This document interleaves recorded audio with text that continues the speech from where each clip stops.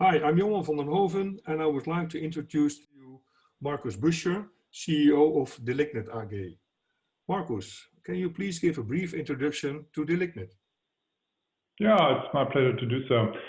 Brief introduction is not that easy because company roots are going back to the year 1799. Plywood was invented, beech plywood was invented 1893 in Blomberg, where a company is headquartered in East Westphalia. Public listed company, IPO was in 2007. Since then, Thorsten Surai, who is the CSO of the Delignit Aktiengesellschaft, is in charge of the sales department, and me, Markus Büscher, I'm the CEO also since 2007, since the IPO. So you see that we have a long history, and we think in long cycles. In line with that, I'm allowed to say that we also had a very good growth rate in revenues since 2010, where we have a crossover growth rate since 2010, as I said, of more than 10%. We divide two major markets in our business. That is automotive industry for sure, which stands for more than 85% of our revenues. Meanwhile, what are we doing there? We are market leader, European market leader in delivering cargo bay protection and cargo securing systems for the light commercial vehicle industry. But we're also delivering trunk floors to the passenger cars industry. And recently we were successful in gaining a new market with motor caravan industry, which is a very big and strong growing market. So we are quite glad about that. That is what we're doing in the automotive industry. And then we have a second target market, which is technological application, a wide range of product portfolio with, let's say, technically high demand from the market. And we're delivering, for example, to the railway industry, flooring systems for the passenger coaches. We are delivering specialties for industrial floorings worldwide for the automotive production side, but also for logistics side.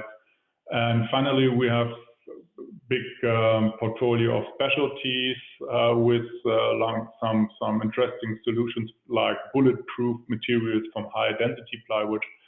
So a wide range of solutions in the technological application market. In my opinion, if I'm allowed to say that, the USP of Delignit is based on three pillars, which is our tremendous know-how in product and producing. As I just mentioned, that is the second pillar is our, let's say, understanding to find niche markets, to develop product for this niche market, if possible in line with regulations from EU, coming from the EU or from the government, or in line with mega trends. And finally, our third pillar is our process know-how, our quality management, IATF system, and environmental management system. ISO 40001 is standing for that. But not only that, also our logistic know-how enables us to deliver our goods worldwide just in sequence. So I think that is the USP, and in combination, and that is why we are really optimistic about our company, in combination with our raw material base, which is renewable and sustainable, because it is beech which we are using in mainly in our products. In combination, so this USP with our raw material base, that makes Delignit unique from our point of view. So that is my brief introduction to Delignit. Thank you for this introduction. This year so far has been difficult due to the special circumstances. What effect is the COVID-19 pandemic having on the company? Of course, COVID-19 is in everybody's head. Thanks for the question, Johan, because I take the opportunity to say thank you to my company, to my entire staff of the Delignit Group, because we were in a very early stage, taking a lot of, let's say, safety measures to secure our employees, but also to enable our company to deliver in future. And we were quite successful with this measurement with measures that we take into in the early springtime already. And so we went through this COVID-19 time so far. Let's keep the fingers crossed. So far, in a very good way, in a smooth way. Nevertheless, we are an automotive supplier. We got announcement from our customers that they had a production stop in March, April. We also used the instrument of Kurzarbeit. In English, it's a short term, but I think it's a special German instrument. And thanks to the government, we have Kurzarbeit in Germany. So we use Kurzarbeit in line with that. And we also stopped producing in our 4 production sites in Germany for a couple of weeks this year. But thanks to, let's say, consequent cost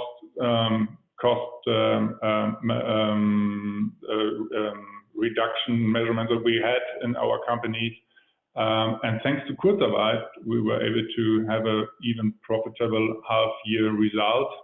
Nevertheless, revenues went down by 20%. EBITDA margin reached 6.2%, which is still profitable, and it is on a good level for that, let's say, crazy half year 2020, first half year, but it's not on the level that we want to have as a Delignit. Nevertheless, I think we went through COVID-19 so far, so good. And now more looking forward, what trends are likely to influence the future growth of Delignit? Yeah, we see a lot of different trends which are in line and in line with our product portfolio so far. For sure, the most prominent trend, and it's discussing very omnipresent in the especially automotive industry, is having sustainable ecological products. Thanks to our raw material base, I just mentioned beech plywood from local forest, beech wood from local forest. I think we have a very good answer to this omnipresent discussion and to this mega trend, so that our customers' targets for their, let's say, zero emission aspiration, we can handle this target, and we have an answer to this target, which is a very interesting trend for us. I'm optimistic that we can see some chances for us in future out of this trend. Second topic that is discussed by everybody in the automotive industry for sure is the e-drive trend.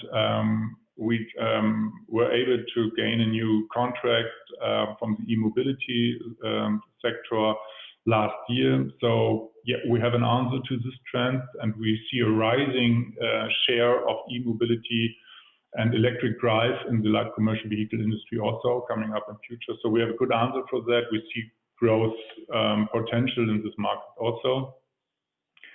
Which is for sure the most important trend for us, the third trend, is e-commerce, which was a stable trend in the past, and we think it will be also stable in future. So everybody knows internet purchasing behavior, especially due to COVID-19.